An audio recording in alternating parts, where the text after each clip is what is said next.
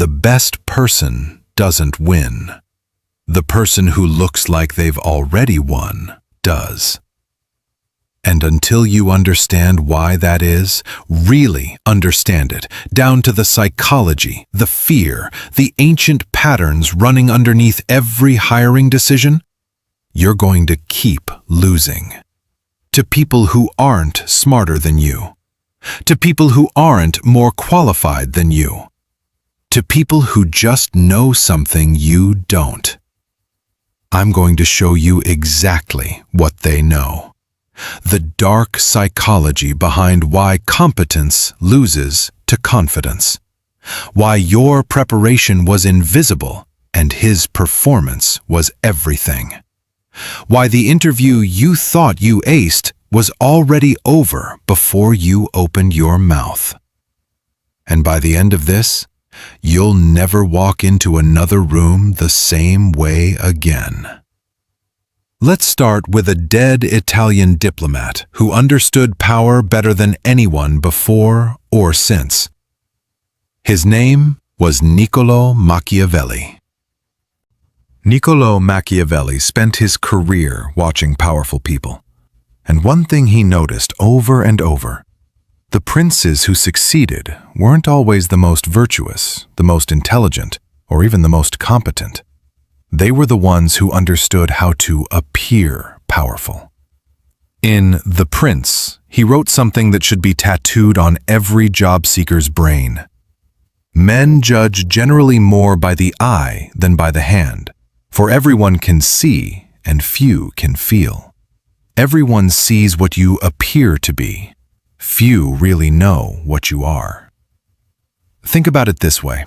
Your interviewer spent maybe an hour with you. 1 hour to make a decision that could define your next 5 years and theirs. They can't actually know if you're competent. They can't feel your work ethic. They can't experience your problem solving in real time.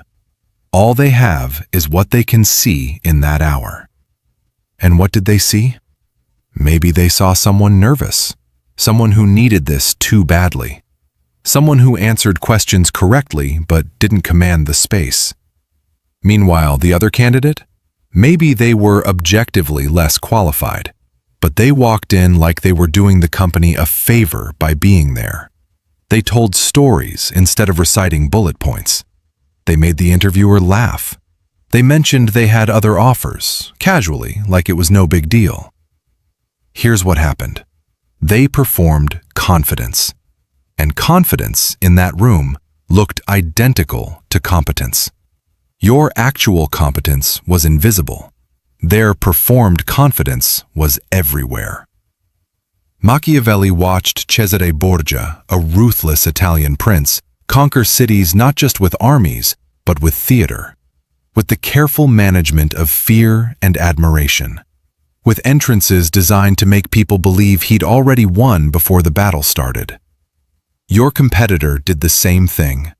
They walked into that interview like they'd already gotten the job, and that performance created its own reality. You walked in trying to prove you deserved it, and proving implies doubt.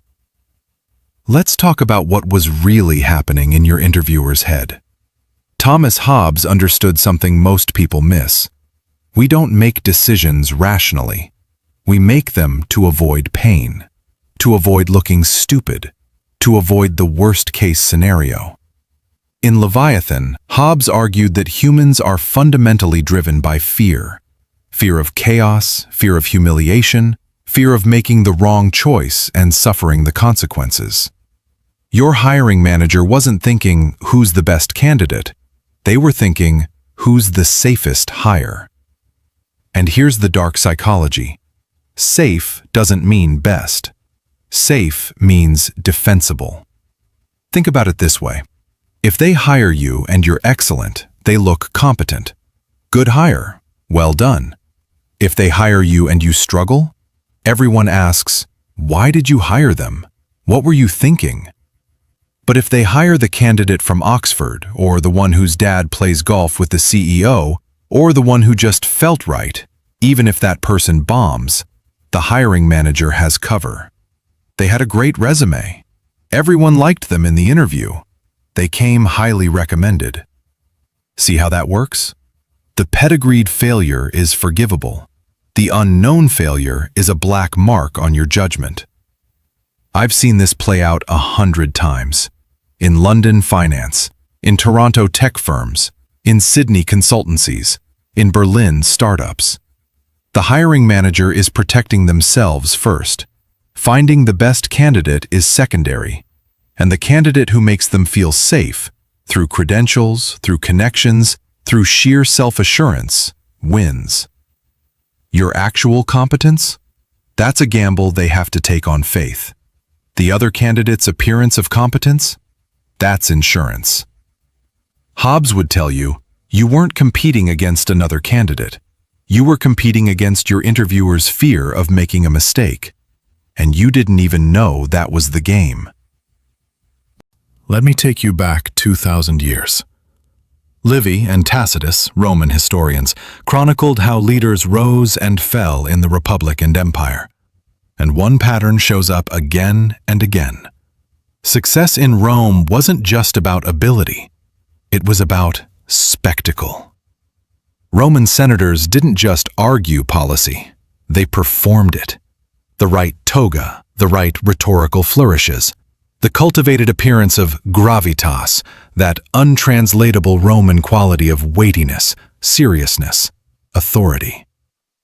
A senator with gravitas could sway the Senate even if his argument was weak.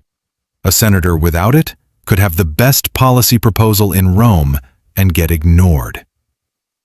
Your interview was a Roman Senate session, and you showed up with good policy. The other candidate showed up with gravitas. Here's what I mean. In London, gravitas might be the Oxbridge accent and the ability to reference the right cultural touchstones. In Toronto, it might be that easy Canadian confidence and the I know a guy network. In Melbourne, it's that relaxed competence that suggests you've already succeeded elsewhere and this is just the next thing. In Munich, it's precision, formality, the Ordnung that signals you understand the system. Every culture has its version of gravitas, and the people who perform it well don't just get opportunities, they attract them. Polybius, another Roman historian, wrote about how perception and morale mattered as much as military strategy. Rome won battles before they started because their enemies believed Rome was invincible. Your competitor won the job before they answered the first question because they projected the aura of someone who wins. You answered the questions well, but you were still auditioning. They were already performing the role.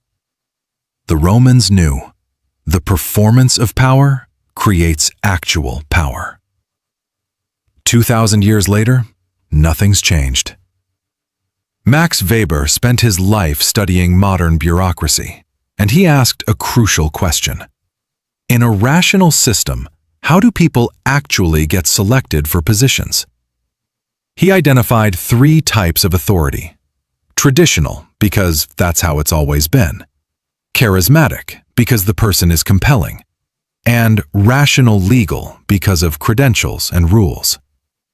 Here's the thing. Your interview was supposed to be rational legal. Best qualifications, best answers, best fit for the role. But scratch the surface and you'll find the other 2 types everywhere. Traditional authority.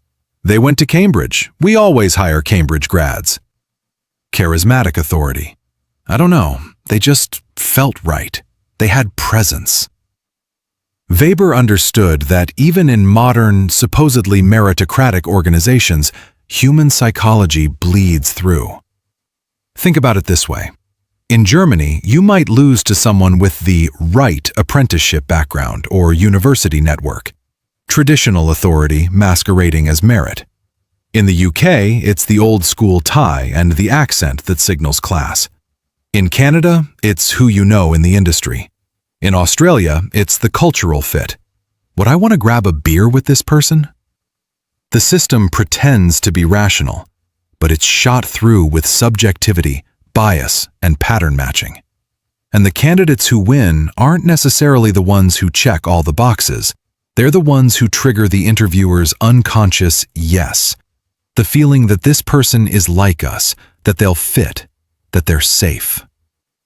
Weber would tell you, we built these modern systems, HR departments, structured interviews, competency frameworks, precisely because we knew humans couldn't be trusted to judge merit objectively. But we haven't actually removed the human element. We've just hidden it behind a process.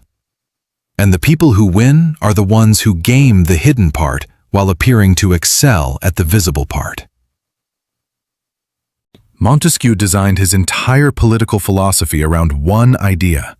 You can't trust humans to do the right thing. So you build systems that force good outcomes even when people have bad incentives. Separation of powers, checks and balances, accountability. And when you look at hiring, you realize most of those guardrails don't exist. One hiring manager, 1 hour, massive information asymmetry, almost no accountability for bad hires. It's a perfect storm for bias and bad decisions. Montesquieu would look at your situation and say, of course the less qualified person won. There's no system preventing it. Think about it this way. In a well-designed system, you'd have blind resume reviews, structured interviews with standardized questions and scoring rubrics, multiple interviewers with different perspectives, follow-up assessments that test actual skills, not just interview performance. Some companies do this, most don't. Most rely on gut feeling and cultural fit, which are just polite ways of saying, does this person make me comfortable? And do they remind me of people who've succeeded here before? And who makes hiring managers comfortable? People who look like they've already succeeded. People who sound like they belong. People who went to the same universities, know the same references, laugh at the same jokes. Your actual competence is invisible in that equation. The other candidate's similarity to what success looks like, that's visible immediately.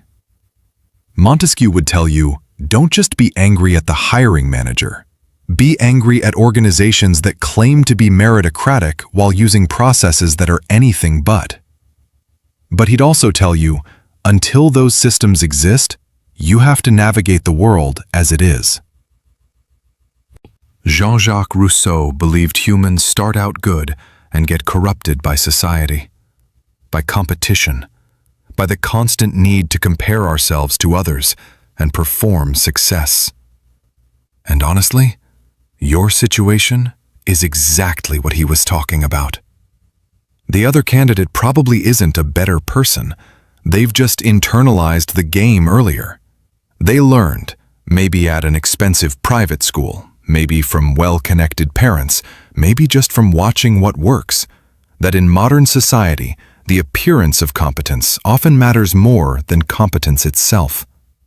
They learned to network, to name drop, to tell stories that make people feel something rather than listing achievements, to walk into rooms like they own them.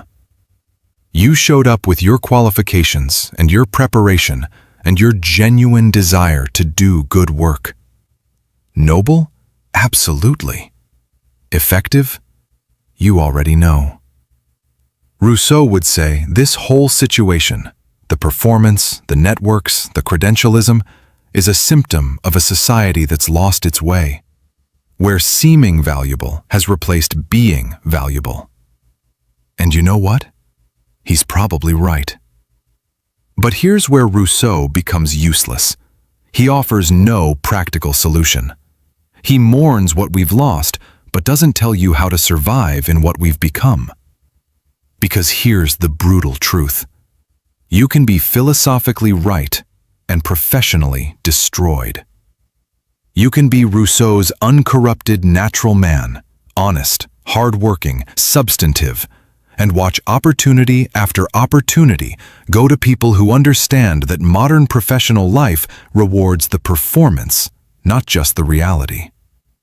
I'm not saying give up your integrity. I'm saying understand that integrity without presentation is invisible. And invisible doesn't get hired. So here we are. You didn't get the job. And maybe, probably, it wasn't fair. The other candidate might not have been better, just better at the game. Machiavelli would tell you, stop being surprised. Appearances have always mattered. This isn't new. Hobbes would tell you, your interviewer was afraid of making a mistake. You didn't address that fear. The other candidate did. The Romans would tell you, gravitas matters. Command the space before you answer the first question. Weber would tell you, the system is supposed to be rational, but it's run by humans. Learn to work with both. Montesquieu would tell you, push for better systems, blind resumes, structured interviews, accountability. But until they exist, adapt. Rousseau would tell you, yes, it's corrupt.